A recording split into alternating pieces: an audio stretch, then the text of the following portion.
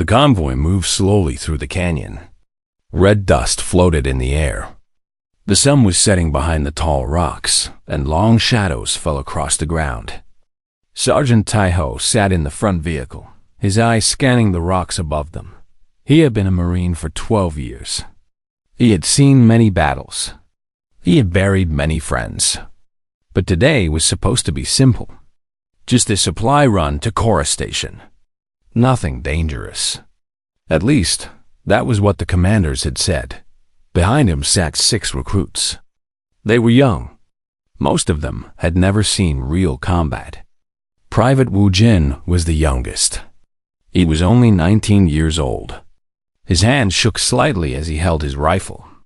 Private Hannah sat next to him. She was calm and quiet, but her eyes were sharp. In the second vehicle were the Valorians. Commander Relos sat in the back with his arms crossed. He was tall and thin, with pale blue skin and large black eyes. His people had been watching humans for 3 years now. They wanted to understand these strange creatures from Earth. Commander Mavic sat beside him. He was younger than Relos and more curious. He kept looking at the human soldiers. He did not understand them. They laughed and joked, even though they were in dangerous territory. How could they be so relaxed? These humans are strange, Mavic whispered to Relos. Relos nodded slowly. They are. But do not underestimate them. I have read the reports. The convoy continued forward. The canyon walls grew taller. The path became narrower. Taiho felt something wrong in his gut. He had learned to trust that feeling. It had saved his life many times. Everyone stay alert, he said into his radio. Something does not feel right. The words had barely left his mouth when the first explosion hit. The ground shook. Fire and rocks flew into the air. The second vehicle flipped onto its side. Screams filled the canyon. And then came the Sketh. They poured out from the rocks like black water. The Sketh were insect-like creatures with hard shells and sharp claws. Their eyes glowed red in the fading light. They carried plasma weapons that hissed and crackled. Ambush! Taiho shouted. Everyone out! Take cover! He kicked open the door and rolled onto the ground. His rifle was already in his hands. He fired 3 shots. 3 Sketh fell, but more kept coming. The recruits scrambled out of the vehicle. Wu Jin's face was white with fear. He froze, standing in the open like a statue. Wu Jin, move! Taiho yelled, but the boy did not move. A Sketh warrior raised its weapon, aiming directly at him. Taiho did not think.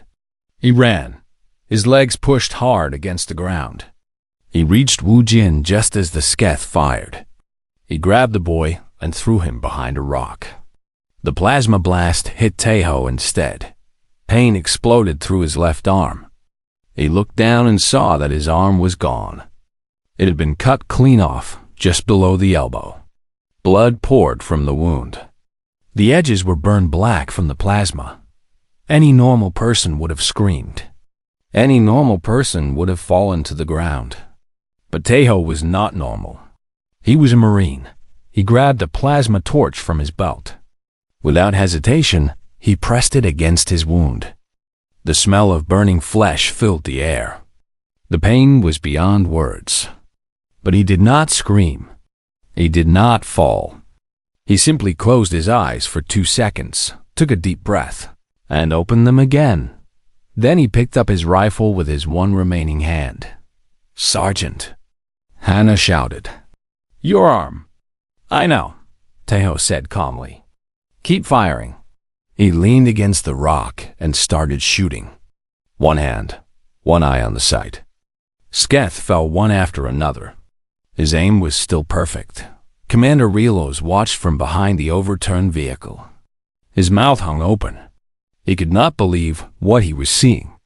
The human had just lost a limb. He should be dead. He should be unconscious. But instead, he was fighting. He was giving orders. He was winning. Mavic, Relos whispered. Are you seeing this? Mavic nodded slowly. His hands were trembling. I am seeing it, but I do not believe it. The battle lasted another 10 minutes. When it was over, 17 Sketh lay dead on the ground. The recruits were alive. The Valorians were alive. And Sergeant Taiho was still standing. A medevac shuttle landed in a cloud of dust. Medical officers ran out with stretchers. They rushed toward Taiho. Sergeant, please lie down, one of them said. We need to stabilize you. Taiho shook his head. I can walk. Sir, you lost an arm. I said I can walk. He walked past them and climbed into the shuttle by himself. He sat down on a bench and leaned his head back against the wall. His face was pale. Sweat covered his skin. But his eyes were calm. Wu Jin stood outside the shuttle, tears running down his face. Sergeant, I am sorry. You lost your arm because of me. Taiho looked at him. For a moment, his hard expression softened. You are alive, Private. That is what matters. Now stop crying and help the others. The shuttle doors closed. The engines roared. And Sergeant Taiho disappeared into the sky. Commander Rella stood in the dust, watching the shuttle fly away. He pulled out his recording device and spoke slowly. Personal log. Commander Rose. Date. Galactic Standard. 4527.89. Today, I witnessed something I cannot explain. A human soldier lost his arm in combat. He cauterized his own wound, continued fighting, and refused medical assistance. He walked onto the shuttle as if nothing had happened. I have studied many species across the galaxy. I have never seen anything like this. These humans, they are not like us. They are something else entirely. I do not know if I should be impressed or terrified. Perhaps both. He turned off the device and looked up at the darkening sky. The shuttle was gone. But he knew he would see that one-armed sergeant again. He just did not know it would be so soon. The medical bay of the UEN's Indomitable was bright and cold. White lights buzzed above the beds. Machines beeped and hummed. The smell of medicine hung heavy in the air. Lieutenant Yuna stood over the operating table, her hands steady as she worked. She had been a field medic for 8 years. She had seen terrible wounds. She had saved lives that others said could not be saved. But tonight she was amazed that Sergeant Taiho lay on the table. His left arm ended in a clean stump just below the elbow. The plasma had burned the wound closed, but she still needed to clean it properly and attach a neural cap. This small device would connect to his nerves. Later, it would allow him to control a prosthetic arm with his thoughts. The surgery took 2 hours. When it was done, Yuna stepped back and removed her gloves. She looked at the sleeping sergeant and shook her head. You should be dead, she whispered. Or at least screaming. 3 hours later, Taiho opened his eyes. Most soldiers woke up slowly after surgery. They were confused and weak. They needed time to understand where they were. But Taiho sat up immediately, as if he had just woken from a short nap. What time is it? He asked. Yuna hurried over to him. Sergeant, please lie back down. You just had major surgery. I feel fine. You lost an arm. Taiho looked down at his bandaged stump. He stared at it for a long moment. Then he shrugged. I still have one left, he said. Yuna did not know whether to laugh or cry. She had never met anyone like this man. His body had suffered terrible damage, but his spirit seemed completely untouched. Standard recovery time is 2 weeks, she said firmly. Minimum. You need to rest. Your body needs to heal. And you need to adjust to the neural cap before we can fit you with a prosthetic. Taiho swung his legs over the side of the bed. 2 weeks is too long. I have recruits to train. Someone else can train them. No one else can train them like I can. He stood up slowly. His legs were shaky, but he forced himself to stay upright. Yuna watched him with wide eyes. She wanted to push him back onto the bed, but she knew it would be useless. She had seen that look in his eyes before. It was the look of a man who would not be stopped. The door to the medical bay slid open. Liaison Officer Senna walked in. She was a Valorian diplomat assigned to work with the human battalion. Her skin was pale purple, and her silver hair fell past her shoulders. Her large eyes were filled with concern. "Sergeant Tejo," she said softly, "I came to offer my condolences. I heard what happened at Cora Station. Your bravery was remarkable." Tejo nodded politely. "Thank you." Senna looked at his missing arm. Her face twisted with sadness. Among her people, losing a limb was one of the worst things that could happen to a soldier. It meant the end of their career. It meant 6 months of mental healing. It meant a lifetime of shame. "How do you feel?" she asked carefully. Tejo thought about the question for a moment. "Hungry," he said. "The food on the shuttle was terrible." Senna blinked. She did not understand. "I mean, emotionally, how do you feel about your injury?"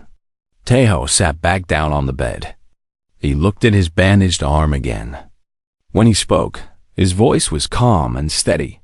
"I have seen worse," he said. "I have done worse. An arm is just hardware. It can't be replaced. The mission cannot." Senna stared at him. She did not know what to say. In all her years of studying humans, she had never heard anyone speak about their own body like it was just a piece of equipment. "But the pain," she said. "The trauma. How can you be so calm?" Tejo smiled slightly. It was not a happy smile. It was the smile of someone who had learned hard lessons. "Pain is just information," he said. "It tells me I am still alive. And as long as I'm alive, I have work to do." Yuna stepped forward. "Sergeant, I really must insist that you rest. Your body has been through a lot. If you push yourself too hard, you could cause permanent damage." Tejo looked at her. Then he looked at Senna. Then he looked at the ceiling. "Fine," he said finally. "I will rest tonight. But tomorrow morning, I am going back to the training ground." "Tomorrow?" Yuna almost shouted. "That is impossible." "Nothing is impossible. Only difficult." He lay back down on the bed and closed his eyes. Within minutes, he was asleep. Senna left the medical bay in a daze. She walked through the corridors of the ship until she found Commander Relos. He was sitting alone in an observation room, staring out at the stars. "Commander," she said, "I just visited the human sergeant." Relos turned to look at her. "And? He is not normal." "He is not normal. He showed no signs of psychological damage." He spoke about his arm like it was a broken tool. He said he plans to return to duty tomorrow. Relos was silent for a long moment. He had been thinking about the sergeant all night. He could not get the image out of his head. The man standing in the dust, blood dripping from his wound, still firing his weapon. "Among our people," Relos said slowly, "losing a limb means mandatory removal from combat. 6 months of mental healing. Permanent disability status." Senna nodded. "I know. But this human? He acts like nothing happened. Like losing an arm is no different from losing a fingernail." "What does it mean?" Senna asked. Relos stood up and walked to the window. The stars stretched out before him, endless and cold. "It means we do not understand humans at all," he said. "We thought we knew them. We read their history. We studied their wars. But we missed something important. Something in their spirit that we cannot measure or analyze." He placed his hand on the glass. "These creatures do not break," he said quietly. "They bend. They adapt. They survive. And that makes them more dangerous than any species I have ever studied." Senna stood beside him, looking out at the sink stars. Dangerous? She asked. Or valuable? Relus did not answer for a long time. Perhaps both, he finally said. Perhaps both. In the medical bay, Sergeant Tejo slept peacefully. His breathing was slow and steady. His face was calm. And in his dreams, he was already planning tomorrow's training session. He had lost an arm, but he had not lost his purpose.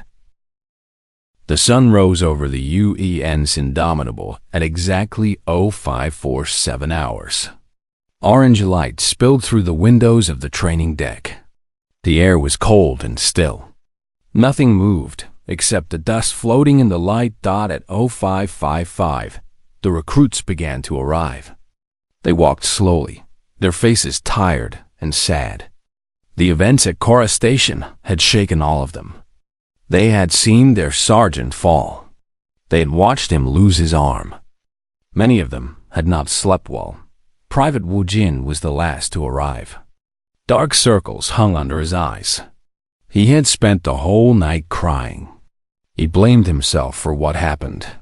If he had moved faster, if he had not frozen, the sergeant would still have both arms. Private Hana stood beside him. She put a hand on his shoulder. It was not your fault, she said softly. Yes, it was, Wu Jin replied. He saved me. He took that blast for me. That is what sergeants do. They protect their soldiers. But I should have been stronger. I should have been faster. I should have. He stopped talking. His eyes went wide. His mouth fell open. All the recruits turned to look at the training ground entrance. What they saw made them forget how to breathe. Sergeant Tejo walked onto the field. His left sleeve was empty. It was pinned neatly to his shoulder. White bandages wrapped around the end of his arm.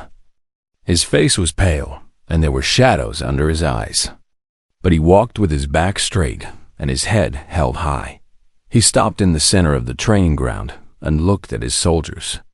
Good morning, he said. His voice was strong and clear. No one spoke. No one moved. They all just stared at him like he was a ghost. Tejo waited for a moment. Then he raised his one eyebrow. Did you forget how to talk overnight? He asked. I said good morning. Private Hana was the first to recover. She snapped to attention and saluted sharply. Good morning, Sergeant. She shouted. One by one, the other recruits followed. They stood at attention and saluted. Their voices joined together. Good morning, Sergeant. Tejo nodded. Better. Now let us begin. He walked to the weapon rack and picked up a training rifle with his right hand. He checked it quickly, then held it up for the recruits to see. Today we learn one-handed combat techniques, he said. In battle, you may lose a weapon. You may lose a limb. You may lose your squad. But you cannot lose your will to fight. He dropped into a firing stance. His one arm held the rifle steady against his shoulder. His aim was perfect. Watch carefully. He fired 3 shots at the targets across the field.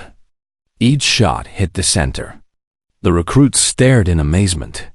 Your body is a tool, Tejo continued. A broken tool can still be useful. You just have to learn how to use it differently. For the next 2 hours, he drilled them without rest, running, shooting, hand-to-hand combat. He demonstrated every move himself. He did not ask anyone to do something he could not do. Up on the observation deck, Commander Rallas watched with his mouth hanging open. Sub-Commander Mavic stood beside him, equally stunned. He should be in bed, Mavic whispered. He should be recovering. This is madness. Rallo shook his head slowly. No, this is human. Down on the training ground, Tejo called for a short water break. The recruits collapsed onto the ground, breathing heavily. But their eyes never left their sergeant. Private Wu Jin gathered his courage and walked toward Tejo. His legs were shaking. His heart was pounding. Sergeant, he said quietly. Tejo turned to look at him. Yes, Private? Wu Jin fell to his knees. Tears streamed down his face. I am so sorry, he cried. Your arm. It is my fault. You saved me. You should not have saved me. I was weak. I was scared. I froze. And now you stand up, Private. The words were sharp, but not angry. Wu Jin looked up with wet eyes. I said, stand up. Wu Jin stood slowly, wiping his face with his sleeve. Taeho stepped closer to him. He looked the young man directly in the eyes. Listen to me carefully, he said. I did not save you because I had to. I saved you because I wanted to. That is my job. That is my duty. That is my choice. He held up his bandaged arm. This, he said, this is nothing.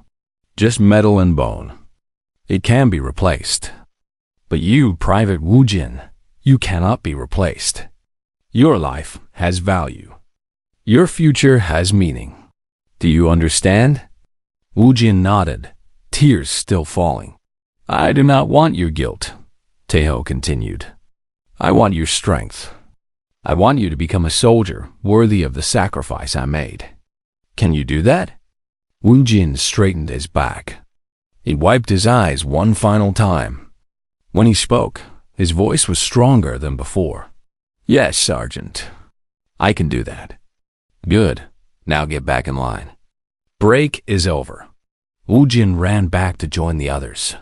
For the first time since the ambush, he did not feel like crying. He felt something else growing inside him. Something hard and bright. Determination. Up on the observation deck, Commander Rose finally closed his mouth.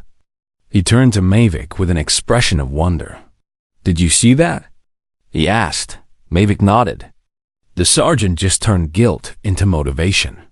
He took a broken soldier and fixed him in less than 2 minutes. It is not just physical strength, Rello said slowly. Humans have something else. Something in their minds. They take pain and turn it into power. They take weakness and forge it into strength. He looked back down at the training ground. Sergeant Taeho was demonstrating another technique, moving smoothly despite his injury. We have been watching the wrong things, Rillos continued. We measured their speed, their strength, their technology. But the real weapon is inside them. In their hearts, in their will. Mavic was quiet for a long moment. Then he spoke softly. Commander, I want to train with them. Rellos turned to look at him sharply. What? I want to understand them better. I want to feel what they feel. I cannot learn that from observation. I need to experience it. Rellos considered this. It was unusual, perhaps even dangerous. But he understood the desire. He felt it himself. Very well, he said finally. I will arrange it. Down on the training ground, the sun had risen high in the sky. The recruits were tired but focused. And in the center of them all stood Sergeant Tae-Ho. One arm, unbroken spirit. Still teaching. Still fighting. Still leading. This was what it meant to be human. The officers' lounge was quiet in the evening. Most soldiers had gone to their rooms to rest. The lights were dim. Soft music played from somewhere in the corner. The smell of coffee filled the air. Sergeant Taeho sat alone at a small table near the window. He held a cup of black coffee in his right hand. His left sleeve, still empty, was pinned to his shoulder. He stared out at the stars, his face calm and thoughtful. The door opened behind him. He did not turn around. He already knew who it was. He had felt the Valorian's eyes on him all day. Commander Relos walked slowly across the room. His footsteps were soft on the metal floor. He stopped beside Taeho's table and stood there in silence. Sit down, Commander, Taeho said without looking up. You have been watching me for hours. You might as well ask your questions. Relos hesitated for a moment. Then he pulled out a chair and sat across from the human. He folded his long blue hands on the table and studied the sergeant's face. "How did you know I was watching?" he asked. "I'm a Marine. I always know when someone is watching." Rellos nodded slowly. This human was sharper than he had expected. "I came to understand," Rellos said carefully. "I came to learn. Your species confounds all logic. Everything I know about biology, about psychology, about survival, you break all the rules." Tejo took a sip of his coffee. "What rules?" "Yesterday, you lost a limb. Today, you were training soldiers. You should be in a hospital. You should be receiving mental treatment. You should be grieving." "Should I?" "Yes." Relos leaned forward, his large black eyes intense. "Among my people, losing a limb means the end of a career. It means 6 months of psychological healing. It means shame and disability for the rest of your life. But you act like nothing happened. Why are you not broken?" Tejo set down his coffee cup. He looked at the Valorian commander for a long moment. Then he spoke slowly and clearly. "Let me ask you a question first," he said. "What do you think breaking means?" Relos frowned. "Breaking means losing your ability to function, losing your will to continue, surrendering to pain and despair. And you think losing an arm should cause that? Of course. It is a severe injury, a permanent loss. How could it not cause despair?" Tejo smiled slightly. It was not a happy smile. It was the smile of someone who had seen too much. "Commander, I have buried 17 friends. I have watched soldiers die in my arms. I have held the hands of young men as they took their last breath. I have written letters to their mothers, telling them their sons will never come home." He held up his bandaged arm. "An arm?" He said, "This is nothing. This is just a down payment on survival. The real losses, the ones that matter, are the people, not the parts." Relos was silent. He had not expected this answer. "But the pain," he said finally. "How do you bear it?" "Pain is information. It tells me I am still alive. And as long as I'm alive, I have work to do." "What work?" Tejo nodded toward the window, where the training ground was visible below. "Those recruits," he said. "They are young. They are scared. They do not know what war really means. If I stay in a hospital feeling sorry for myself, who will teach them? Who will prepare them for what is coming? Surely someone else could. No one else can do what I do. Every teacher brings something different. My experience, my scars, my losses, they are my tools. They are what make me useful. If I stop using them, then all that suffering was for nothing." Relos leaned back in his chair.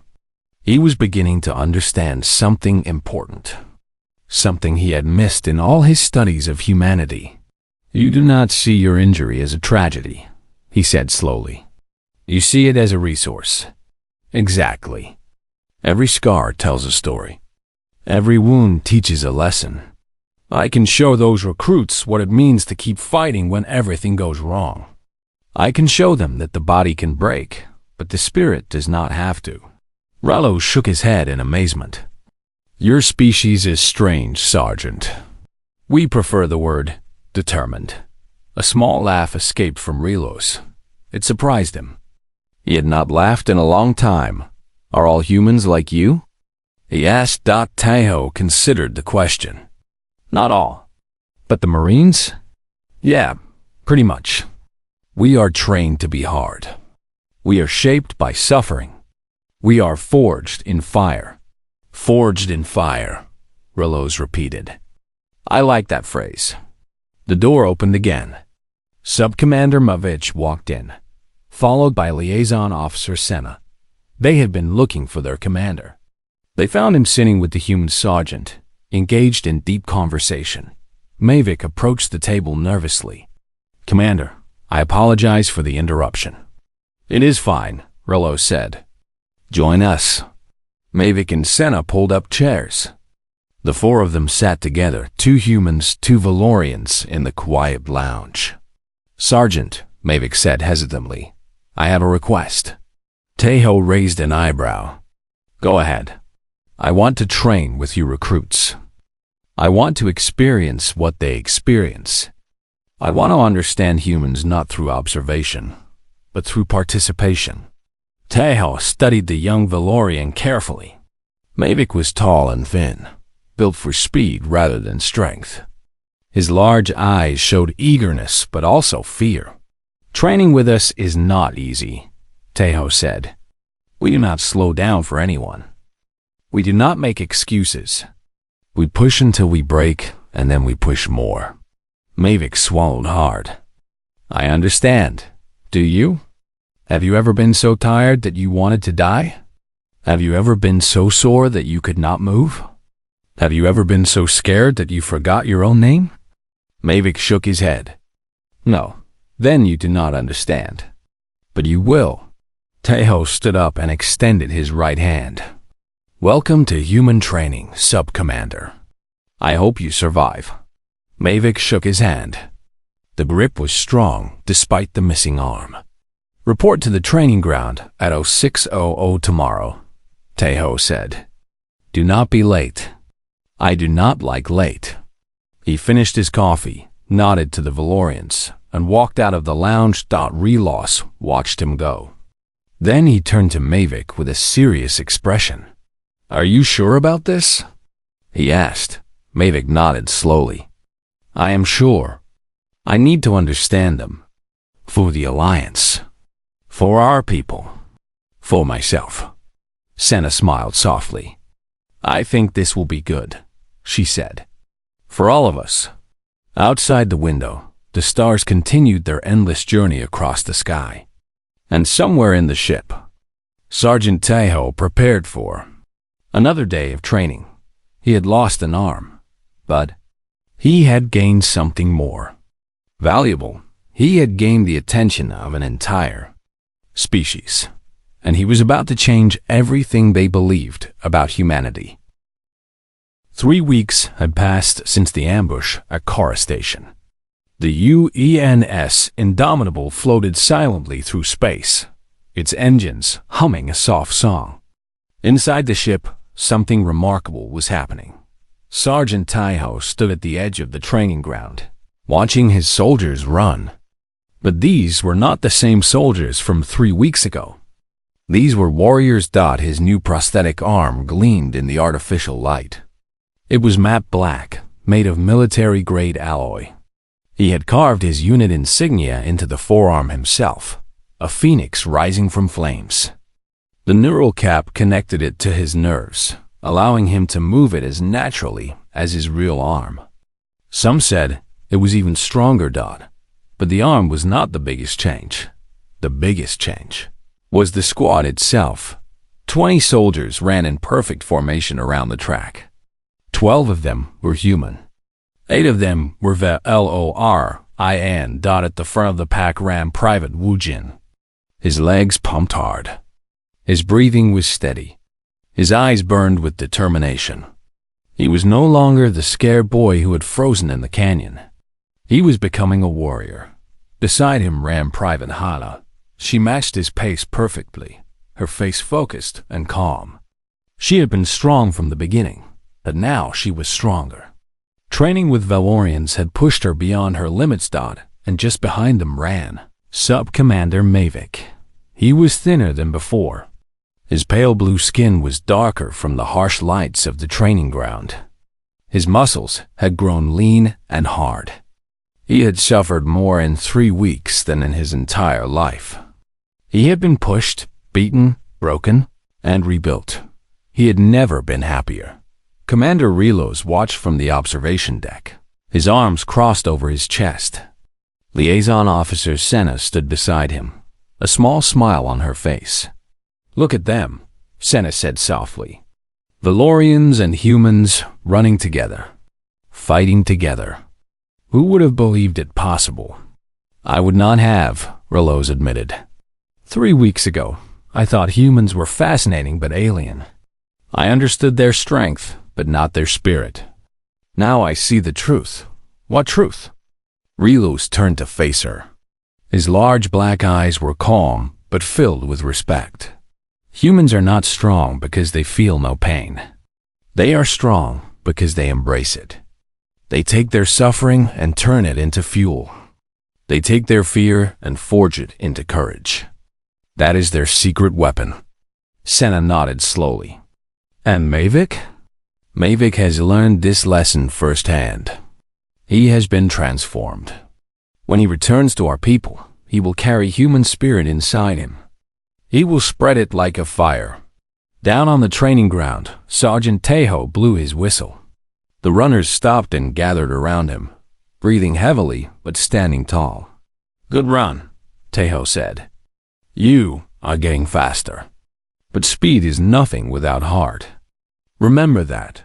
He looked at the mixed squad human and Valorian faces, all looking back at him with respect. 3 weeks ago, we were strangers. Some of you did not trust each other.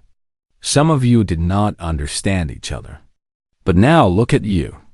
You run as one. You fight as one. You bleed as one. He raised his prosthetic arm. I lost this arm protecting one of you. I would do it again in a heartbeat.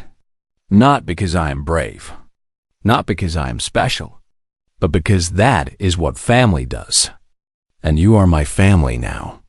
Wu Jin felt his chest swell with emotion.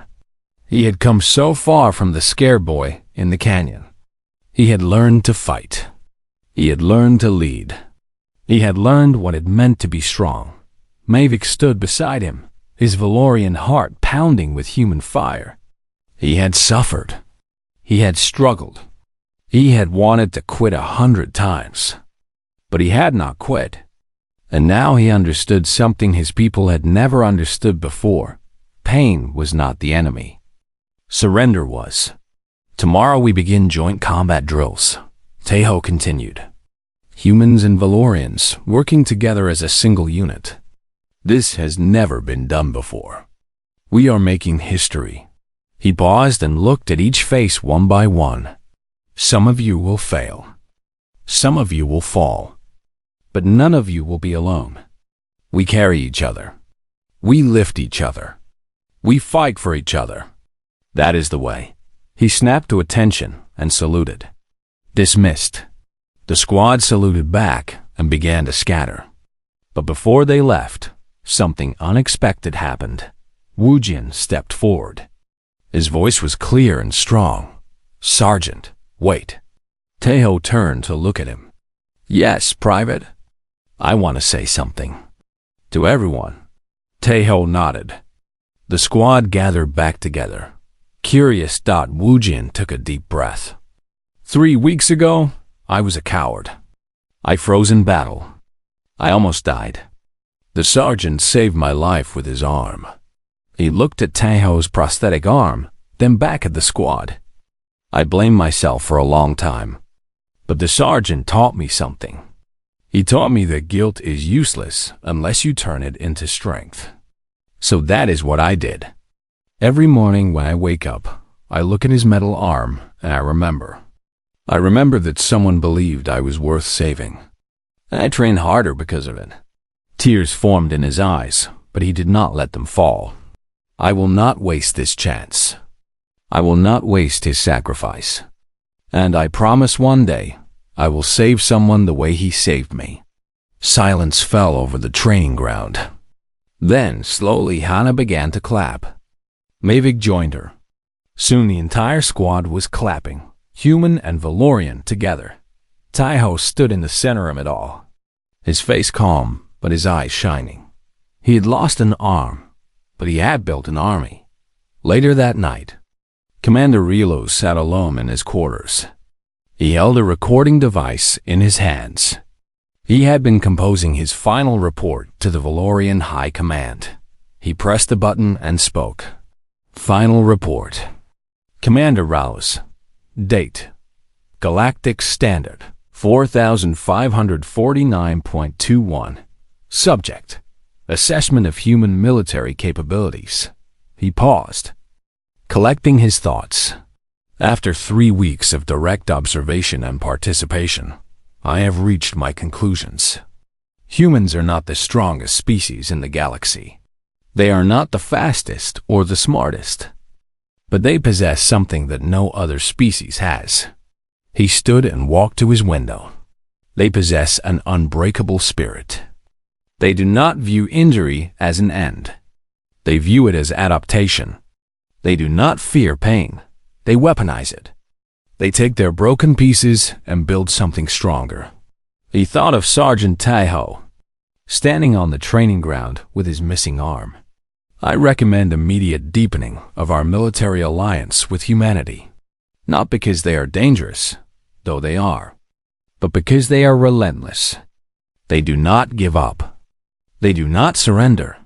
They do not break. He turned off the recording and looked out at the stars. Somewhere on the ship, Sergeant Taiho was preparing for tomorrow's training. His prosthetic arm moved smoothly as he checked his equipment. His face was calm, focused, ready. He had lost an arm. He had gained an alliance, and in the end, he had proven what humanity was truly made of, not flesh and bone, not blood and muscle, but will. Pure. Unbreakable will. The Valorians finally understood. Humans do not break. They reload.